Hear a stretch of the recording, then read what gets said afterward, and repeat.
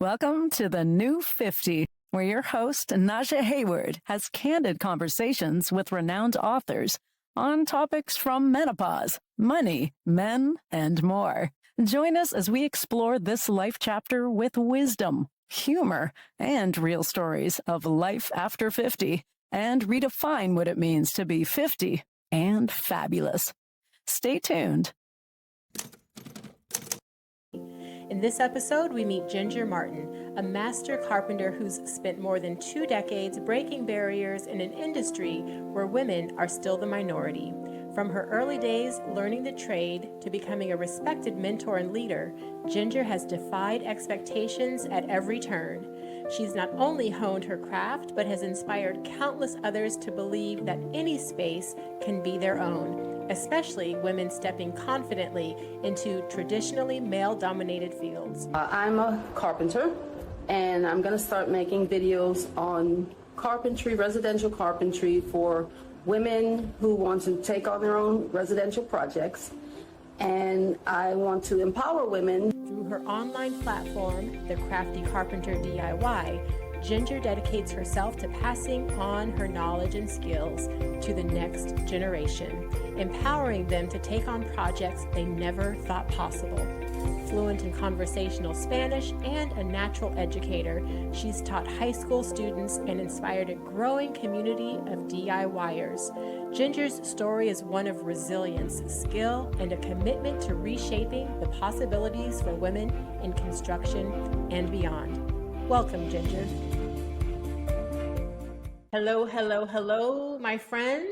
This is Naja Hayward, your host of The New 50, and I am so excited to have a new friend and fellow entrepreneur, Ginger Martin, on with us today. Now, what I am most excited about talking about with Ginger is carpentry. We are going to talk about jobs that are untraditional and unconventional for women, particularly once we're over 50 and we are starting to look at who we are in the world and the work that we do. Welcome to the New 50. I'm so happy to have you here. Thank you. I am so happy to be here. Yes. And, there's a lot of things that I want to talk to you about, because when we think about traditional gender roles, women in carpentry is not something that we traditionally think of. So before we even jump into that, can you define what carpentry is? I think carpentry spans a lot of different type of things, because there's furniture makers, there's so many different types of carpenter these days, and carpentry has become such a big thing that it's getting to where people are categorizing it. So you can do framing carpentry and you can do roofing carpentry, and people are narrowing it down to one sector of a big general picture. When I think of carpentry, I think of wood.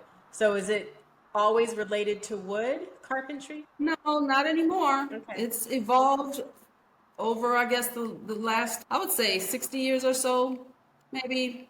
It's begun to evolve. So back in the 60s even, carpentry was mainly just wood.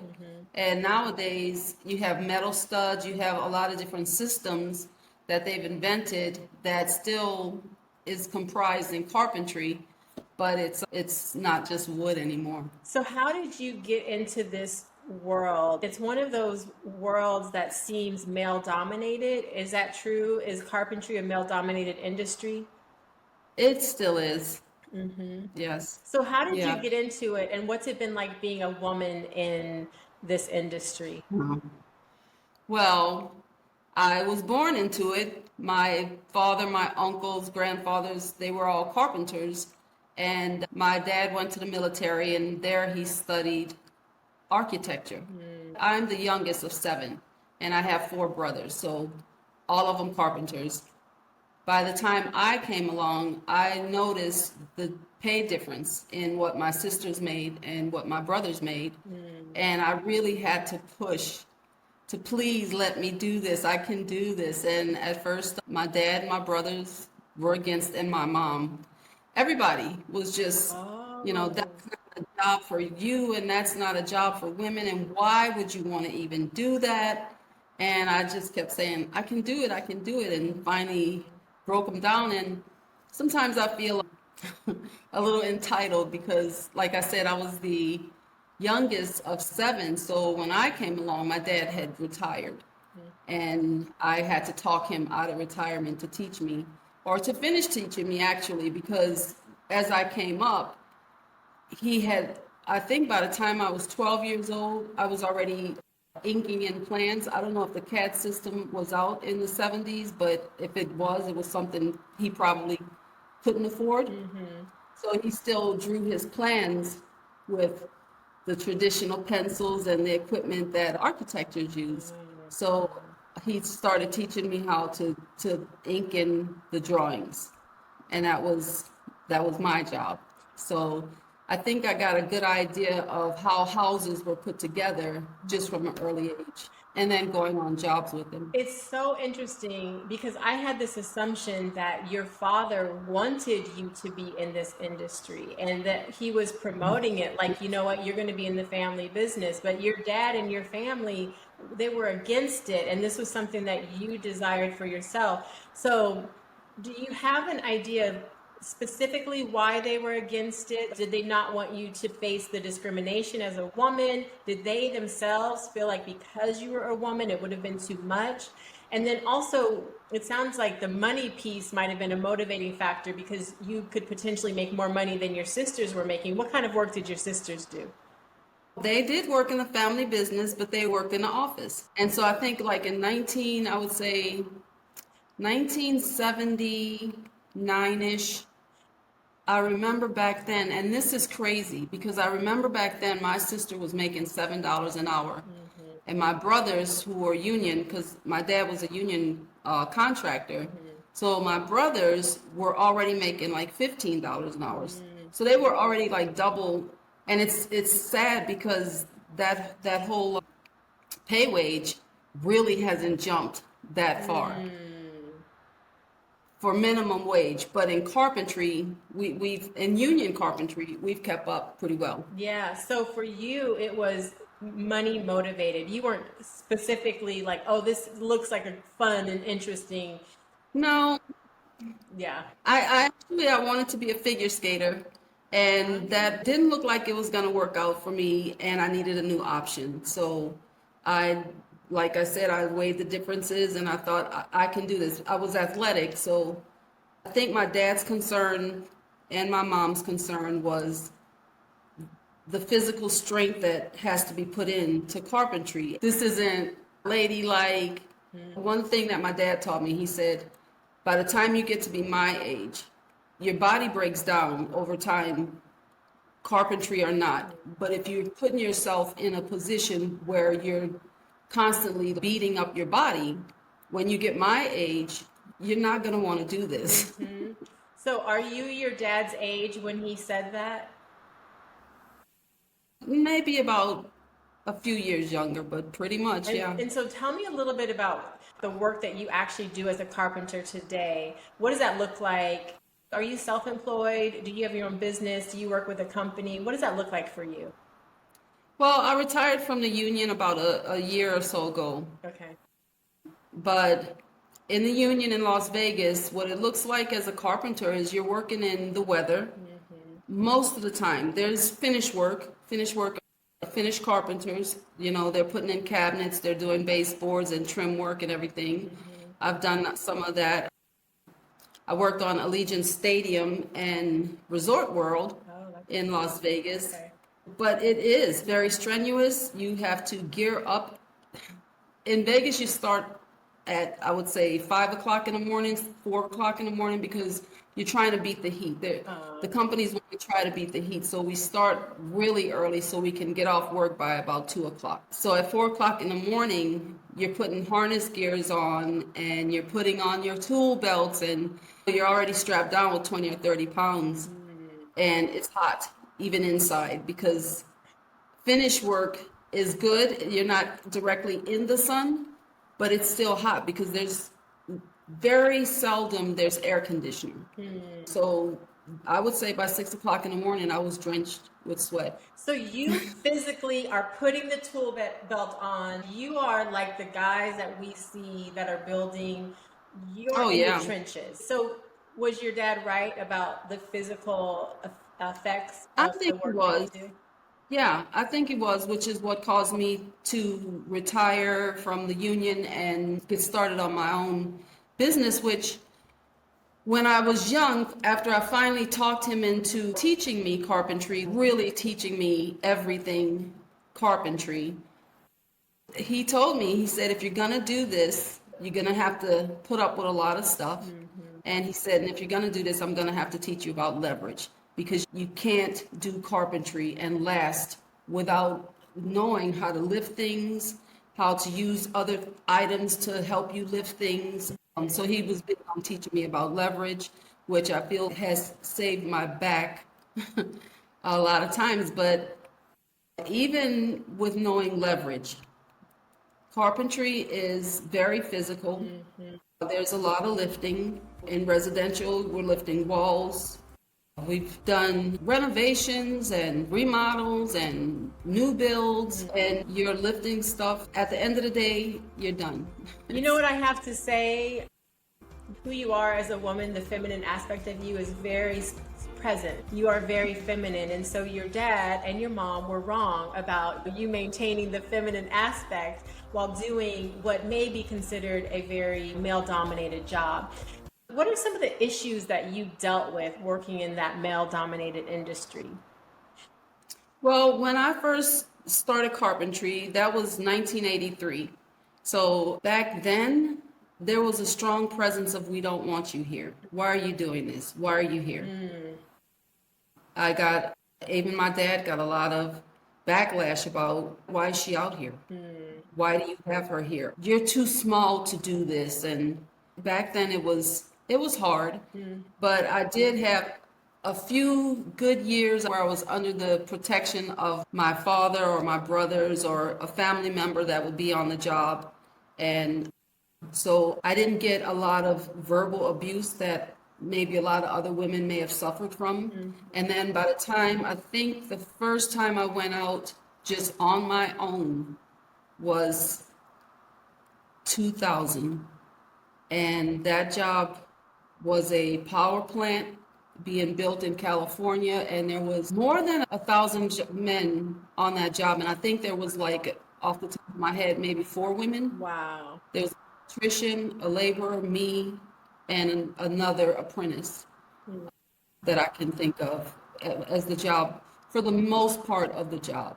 And There's then about 4. was there another layer being a woman of color as well, or was being a woman enough?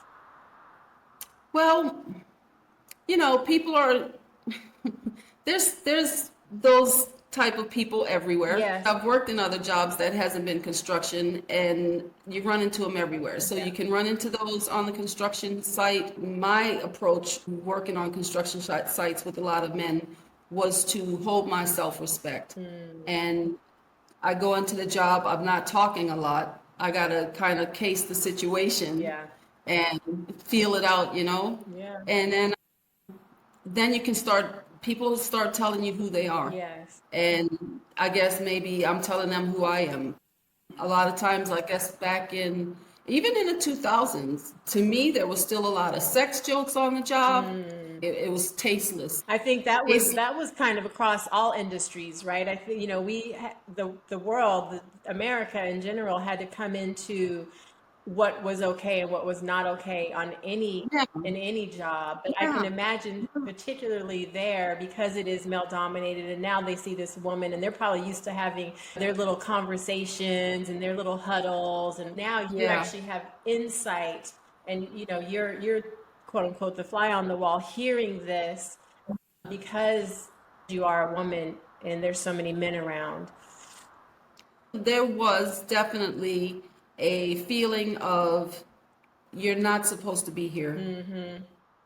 But I will say, even on that job, I did fall underneath a superintendent that was a really good guy, and that job actually was pretty funny because I didn't get along with so many people, and I would have to almost every couple days I was asking my general foreman to switch me out and put me somewhere else because of of the partner or the person I was working with. And finally they put me with a person that had a really horrible attitude.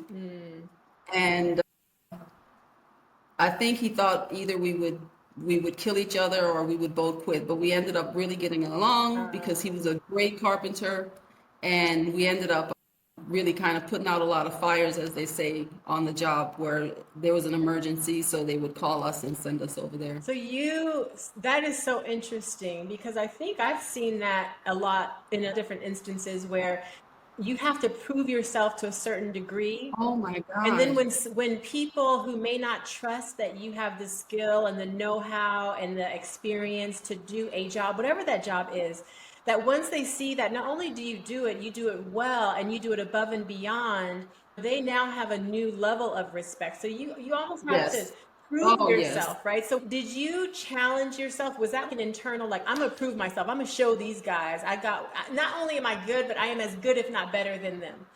Yeah, the only thing, and I had a couple of brothers that still was like, you shouldn't be here. But most of my brothers, as I learned and I got good and better, they were like, she's got it. But when I was young, I would sing I Am Woman. I would sing that song all the time. And I was on a mission to prove that the only thing you have on me is physical strength. You will never outthink me. And so I felt like I got good at my craft, and then I started having people request me to, they would call my dad and say, hey, is she working? Can she come out? And so it's very important to establish a level of respect on the job. And so that's why I wouldn't talk at first. I would case it and do my job. And if it was something new, I could pick it up pretty quickly just because of the background that I had. The basics of carpentry is plumb, level, and square. So everything is based on that. Level, and square. Okay, what is the plumb piece? Plumb is vertical. Okay. Level is horizontal, and everything has to be square because of the systems that, plywood, drywall, everything is a square. So your studs have to be plumb. Everything has to be really straight and secured so that your material as you're building fits as you're going. Because if your walls or if your studs are out of square, when you go to lay your plywood on it, then that's all messed up. It's just from the foundation up, it needs to be as accurate can be. I think I need you to come to my place and teach the guys who installed my closet, because I don't think they had that plumb piece down. It's a little off. So basically, brains meets brawn, and you got to have a little more of the brains, because brains can overcome a little bit of the lack of the brawn, right? And that's where leverage came in. Got it. So where I didn't have the bronze, I could usually figure out leverage. He taught me a lot of things about, just how to get around a lot of situations where something is heavy, I can't pick it up, or I have to hold this in place so that I can nail it. How am I going to hold it? And so he taught me a lot of things, jigs and some things to build, always make a pattern, always, have a plan to keep things secure. Is your dad still with us? No, he's not. Okay. Well, I'm sorry for your loss. I wonder, did you ever have an opportunity to talk to your dad about how he felt after all of that, about you being a carpenter? Well, after I think 1995, I built my first spec house. And he came from California and helped me a little bit. And then in 2002, I built my first house in Mexico. And so anyways, I was with my dad when he passed. And that was one of my questions. I asked him, did I ever make you proud? Oh my God, you're getting me all teared up. So I'm gonna spit this out in a hurry. He said, "You amazed me. You've done things that I never imagined that I would do." Everything that you had been through made it all worth it. It still is worth it because I hear him on every job, and he's still in my head on every job. One instance was I was changing out a woman's, her chimney had, yeah, me too. We cry, we laugh, we do it all here. I always say tears are just a gift that we're given to release whatever that is. And we as a world, we want to just repress our tears. I'm like, let it go, flow. Yes. Yeah. I was changing out the material around her chimneys when they did her roof and they hadn't put on flashing. So when it rained, the sun, this was in Texas, so the sun beating down on the sealant that they had put around the chimney had worn, and there was no flashing. So she was getting leaks into her house, and her wood was rotting on the outside of her house. So I was changing all of that, and I have two of my daughters, and they would work with me. Are they carpenters as well? No, they didn't choose carpentry, but they can handle themselves in the house. Oh, this is wonderful. Actually, all of my kids can handle tools. They all know what tools are. But so we were working on this job, and I had ripped all the material off, and her roof spans past the first floor, so it's way up there. And I was trying to be cheap, and I thought, now, how am I gonna get the wood back on there? And in my head, I could hear my dad saying, "You're gonna have to rent a scaffold." And I was like, I don't want to rent a scaffold. And so that day passed by, and I was thinking of how can I do this. But then it wasn't just for me. I had the safety of my girls to think about too, So I'm thinking, okay, so because there's another system it's a lean tool where you can build like a triangle and it leans against the house, and you can kind of make a scaffold like that. I've worked on it before and I'm fine, but I'm thinking, but my daughters, anyway, so that played, and I just kept hearing him, "You're gonna have to rent a scaffold, So the next morning I got up, and me and my girls, it was like, well, what are we gonna do? We're gonna rent a scaffold. In a way that I can do this and ensure that everybody is safe.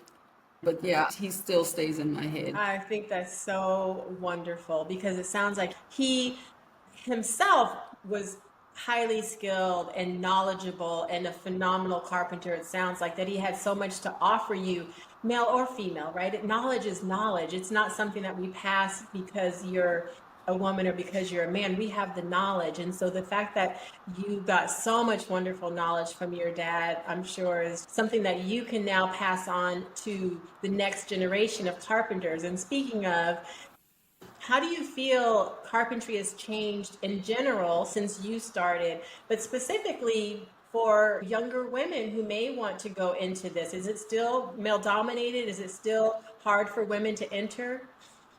I don't think it's not hard. It is male dominated, but I think the climate has changed a lot.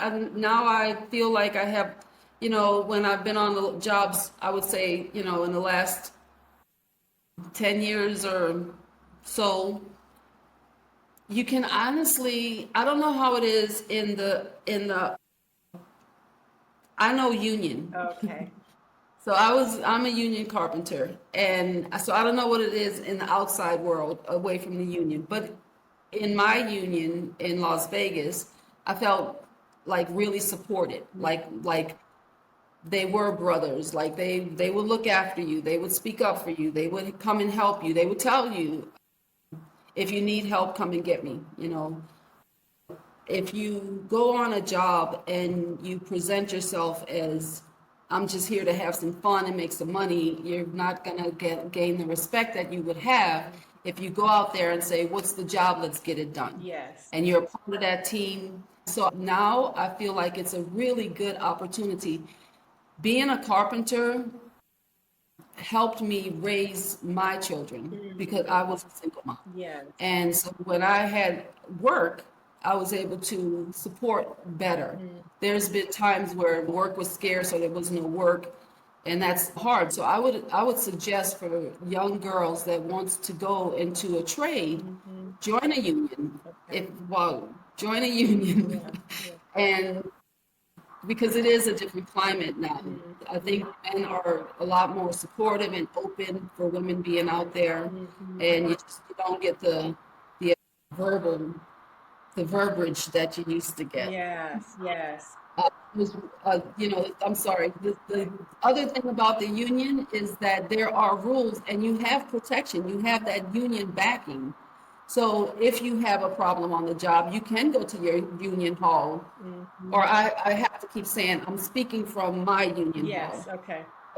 In general, that's what the union is for. If you're having a problem on the job, you go to your hall and they will come to that job and represent you. And that's the purpose of a union in general. Whatever industry, whatever city you're in, that's the purpose of a union. It sounds like you had a really supportive and active union that they had your back. So that's Yes. phenomenal. I know, Ginger, that you have a community as well. So in addition to talking to young people and young women about this as a potential career for themselves, you have a school community. Can you tell me a little bit about what made you start this community, and what exactly do you do inside of your school community to help other carpenters? And is it just for women, or tell us about it?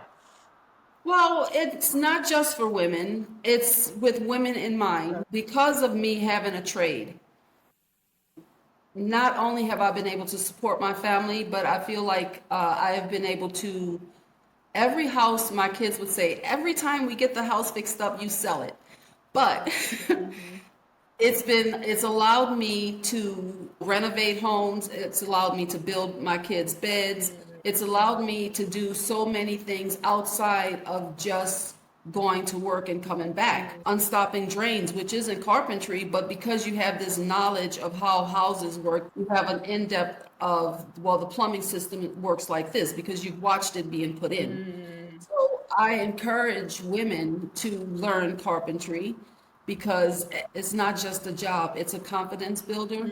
It's something that will give you the confidence to face problems, because when you face problems on the job, when you face carpentry problems, and because carpentry to me is figure it out.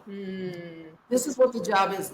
This is what you have to do. And a lot of times you may have a set of plans, but that works good on paper, but it doesn't always work good. This is like in a real life life. lesson. This right here is a life lesson. And it's so interesting because when you were talking earlier, I thought everything that you were talking about, how you learned to be quiet and observe and watch before you jumped in, and all of these lessons that you learned by being a woman in this industry, by being a carpenter in general, they just sound like life lessons that made you better at being out here in the world.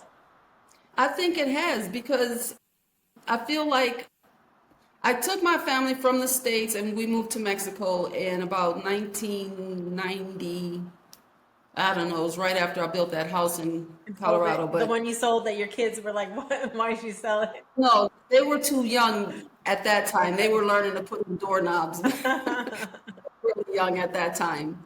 But my mom was like, you're crazy, don't do this, like, don't go, you don't know what's gonna happen, and blah, blah, blah, blah, blah. And because of my carpentry challenges, I felt like if somebody else can do it, I can do it. And so that's what I told her. There's people living in Mexico and they're surviving. So I'm going to go and I'm going to survive. Like, I can do this. And honestly, the house that I built here in Mexico was for my mom. She ended up coming here and falling in love with it. And she was like, oh, I'm going to retire here. So you live in Mexico now? Yes. Okay.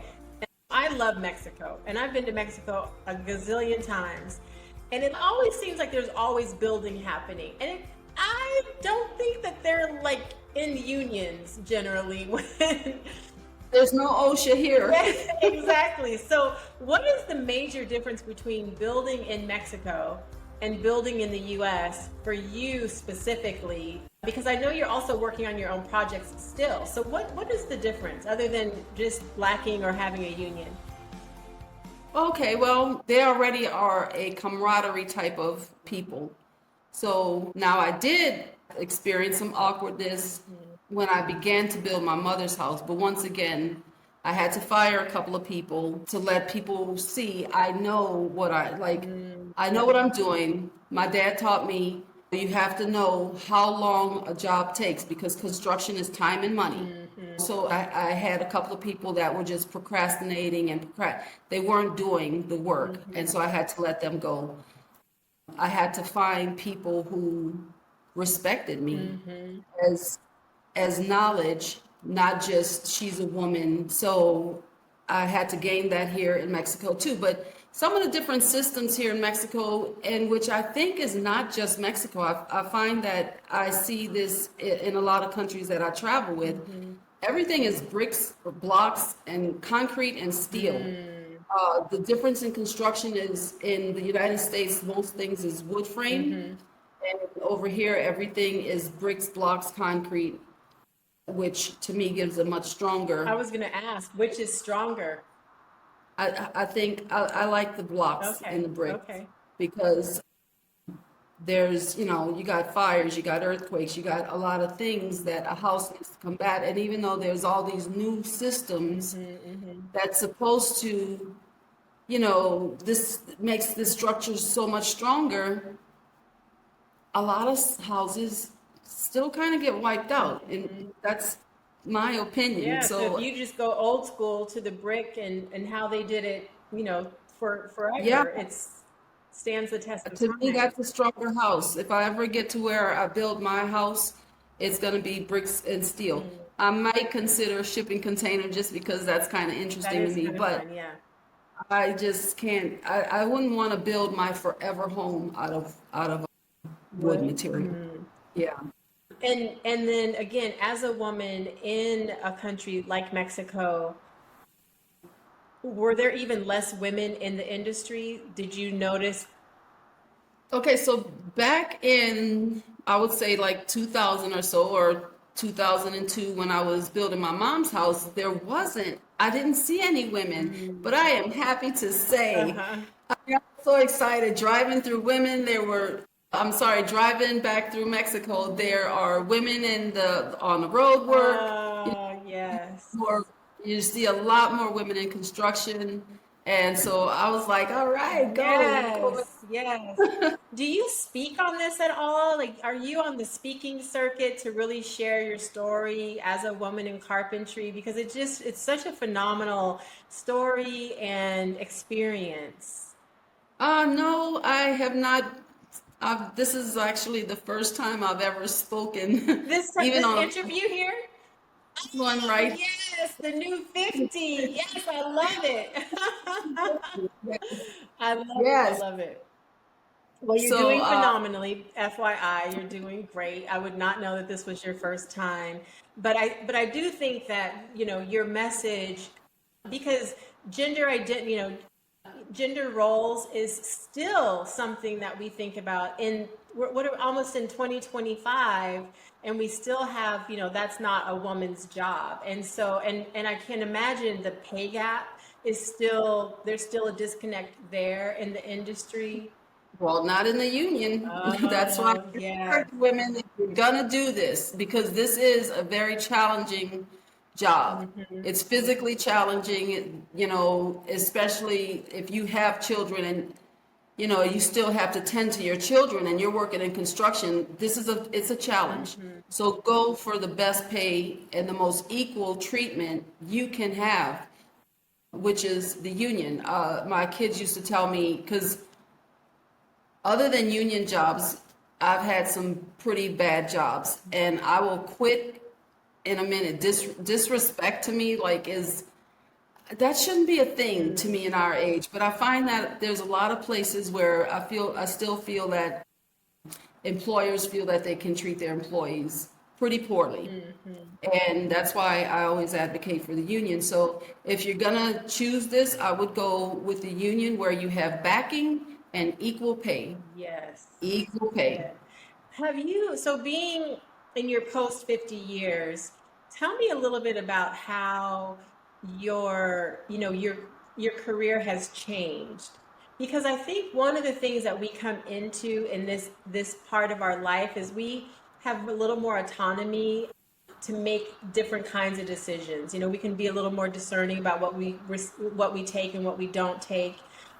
You know, generally we'll have a little more of a foundation, and so we can have a little more freedom. Like, what is this post 50 life looking like for you? Well, for me, I think it looks more like consulting and giving advice. Ah, Uh, yeah. and in my younger days, I am woman, hear me roar. Yeah. And I did that, and I've been on roofs, and I've, done all kind of jobs, concrete work, and I've done a lot of different types of constructions when I was young and strong and powerful and feeling that. And it's not that my body has broken down so much. And I even think that because of being a carpenter, I've been able to keep a good portion of my strength. Yes. But now in my 50s, in my 50s, yeah, I never thought I'd say that, but It is interesting, especially, just a sidebar. I think about that often, even just saying in my 50s, because I laugh. I'm like, well, I don't feel 50. And I'm like, well, maybe I do feel 50, but what we've defined as what 50 should feel like is less than vital and vibrant and, strong. right, And so, right, to say, I don't feel 50. I'm like, no, I feel every bit of 50 in its most yeah, powerful sense. yeah, yeah, because now we have Yes, yes, wisdom yes. on our side. So now for me, it is, I don't want to wear my tools anymore. Mm. I want to instruct. I want to share. I want to be able to walk people through. I can walk you through the project, but as far as me physically doing projects anymore, Mhm. it has to be a very personal thing and not on a time limit, because like I am not gonna do the 4 o'clock in the morning until, and a lot of times Vegas is Vegas. A lot of times overtime is mandatory and it is a lot. And so that's just not the life I'm trying to carve for myself anymore. I feel like it was great while I had it. It was, it's, it's made me just fearless, I guess. Ooh, yes. It's fearless in a lot of ways. Mm. I have no problem tearing up a house. And I remember that feeling when I was in my early 20s of, this was in the United States, of looking at a house and knowing how every component and what everything was called on the inside, and I knew that I could take that apart and build that In the way that you and wanted. redo it any way that I want it. Yes. And it's a great feeling. And so It's power. It's a sense of power in a sense, it because is. I always tell my son, life is about options. And so, that's one reason I want you to get your education. That's one reason I want you to, make sure these certain things are in order, because I want you to be able to have options. And to have that skill set gives you options on an exponential level of, our environment, which is one of the most important things that we have, is our home. And so when our home is our sanctuary and harmonious and the way we want it, it's like you get to have options and not be beholden to the cost and of hiring people to do Not the it. cost of hiring. Yeah. Material cost is Material going up. costs, yes. Yeah. But it's such a powerful feeling. Even the feeling of just knowing how to use power tools. Mm-hmm.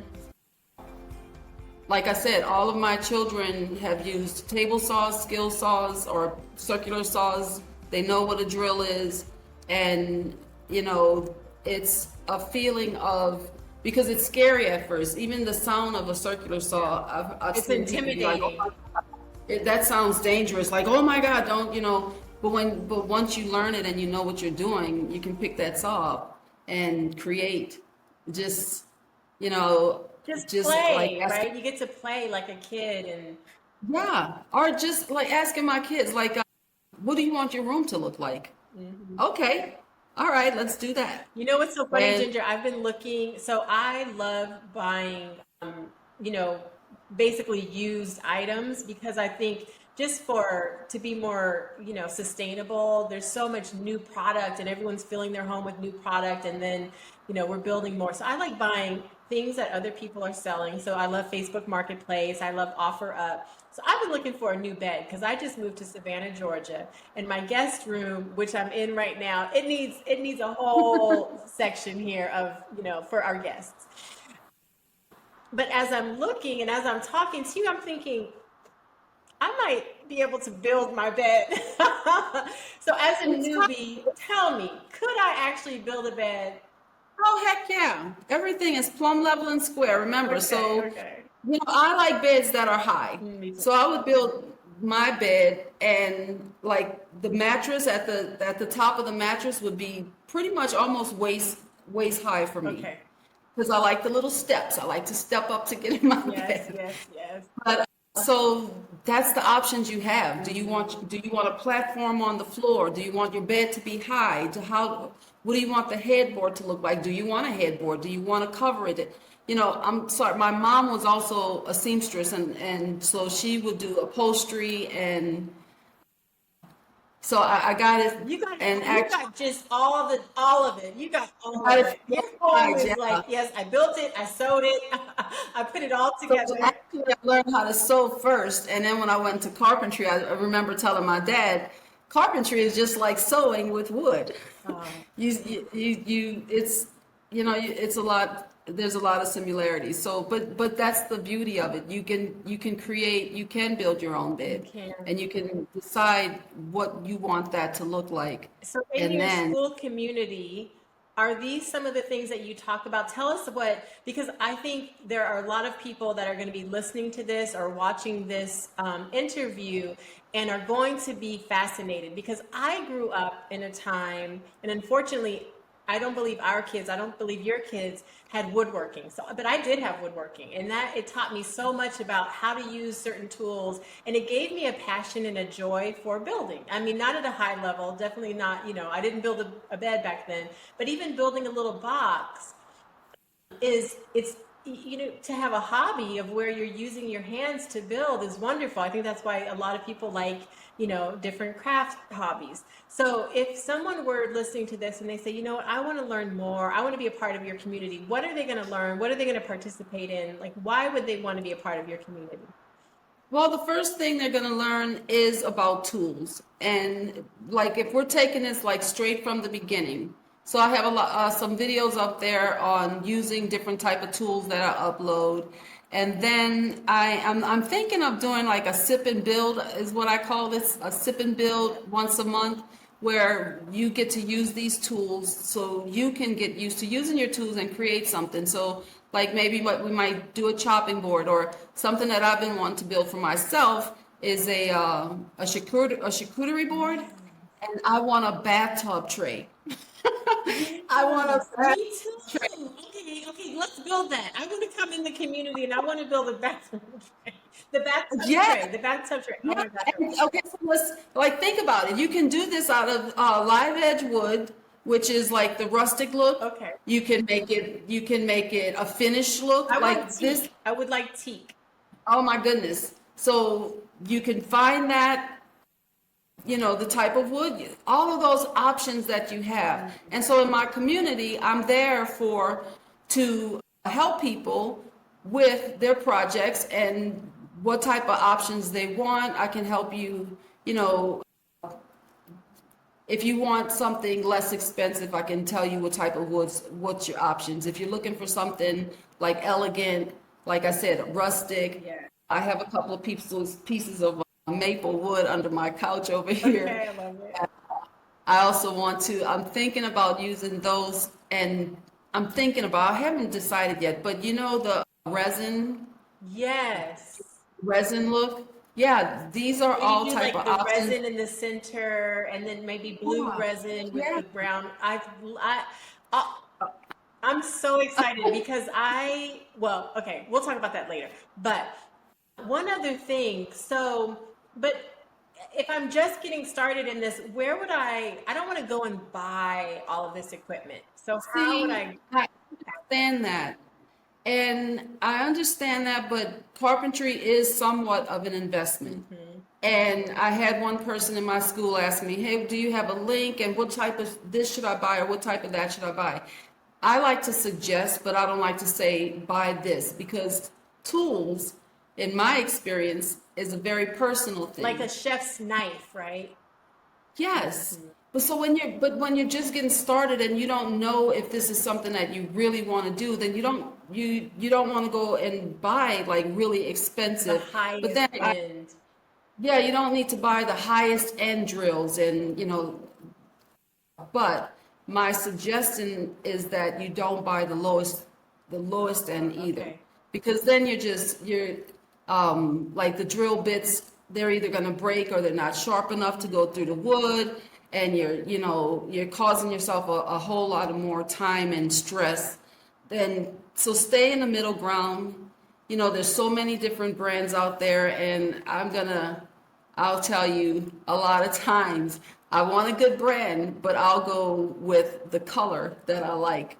Because, there's DeWalt, which is yellow, there's Bosch, which is like a dark green, and Makita is turquoise, and so they're all good. Yeah.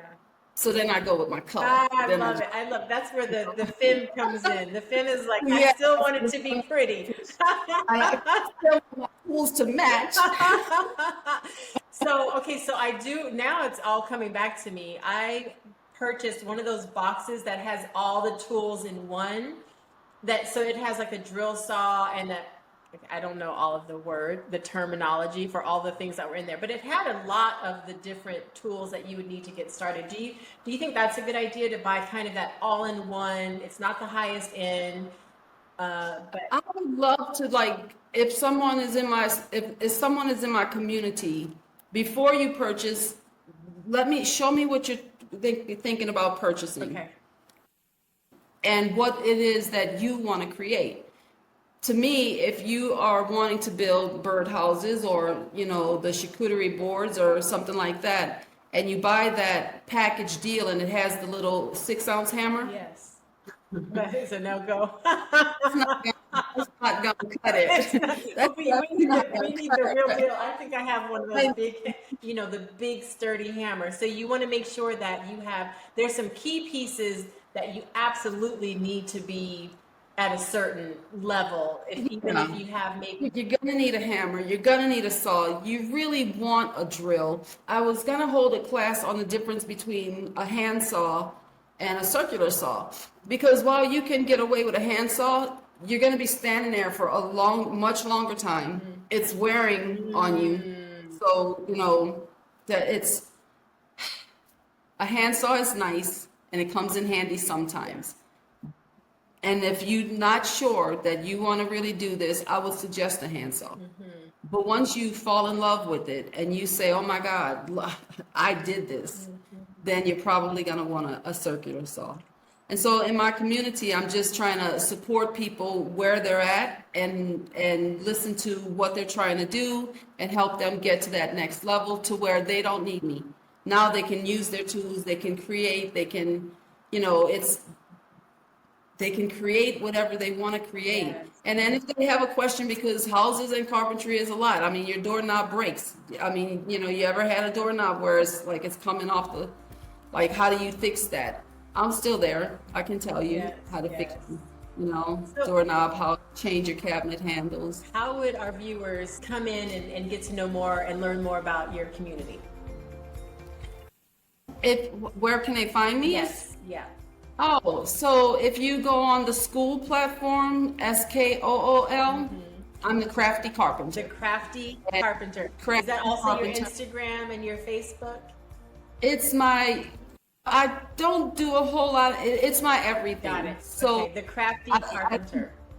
The craft, and I don't do a lot on all the platforms. I'm on YouTube, the Crafty Carpenter, and I have Instagram and Facebook and TikTok, but it's hard to try and post on all of that stuff and still maintain a life. It is very hard. I always suggest with our clients, with our publishing clients, just focus on one platform at a time. get really kind of acclimated, build that up, and then you can add one later or, play with the others. But yes, I totally agree with you. It can be overwhelming. So And then, go to school, SKOOL, and you're going to search for the Crafty Carpenter. And then how much is your community to join each month? The community is free. My offer in the community is to mainly consult, or for people who have big projects going on. If you want to put an addition on your house and you're not really sure and you need a liaison between your contractor, that's one of my offers on there. And then the sip and build is $15, and I give you a list of all your materials that you're going to need and all the tools you're going to need and what we're going to build that month. Yes, I love it. I love it. I love it. Okay, is there anything that you would like to end with, to tell our community that they should know about carpentry in general? It is such a confidence builder. It's unimaginable, the confidence that you're going to have when you learn to use tools and you can create the type of environment that you want. And it also helps you to create the type of life that you want, because like I said, once you get that confidence in you, there's other aspects of life that you're going to say, well, if I could do this, I probably could do that. I love it. I love it. I love it. Okay, we always end with this question for us post 50 women, because we've learned so much in the first 50 years of our life. So what is one thing that you have learned and you're taking into your 50 years of life that you would now like to impose or impart on our community? We are so strong. I'm so proud of us. Remember the commercial, Where's the Beef? They've always made women look, oh, well, you're 50 now, so that means you need to be put out to pasture. And that, in these days, especially in this day and age, is so untrue. We got it going on. Yeah. We got it going on, and not only do we have the strength, but we have that wisdom with us now. So I just want to say, go girl. Go girl. Not only do we have the strength, we have the wisdom. And with that, I want to thank you, Ginger, for being a guest on the New 50. I can't wait. You and I, we're going to write your book because this story needs to be told. And in the meantime, if you're looking to learn more about carpentry, if there's something that you have in your mind that you want to build, you need to be a part of the school community. Go to school, SKOOL, and search for the Crafty Carpenter, and you will connect with Ginger there. Thank you all. I hope that this was as helpful for you as it was for me to learn more about this industry. There's so much to know, and we will see you next time. Thank you.